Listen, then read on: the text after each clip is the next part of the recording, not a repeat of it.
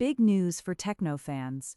Tecno has officially unveiled the new Spark 50 Pro, and it's bringing some impressive upgrades to the budget smartphone market. The phone features a 6.78-inch display, a MediaTek Helio G100 Ultimate processor, and a massive 6,500 mAh battery with 60-watt fast charging, so you can spend less time charging and more time using your phone.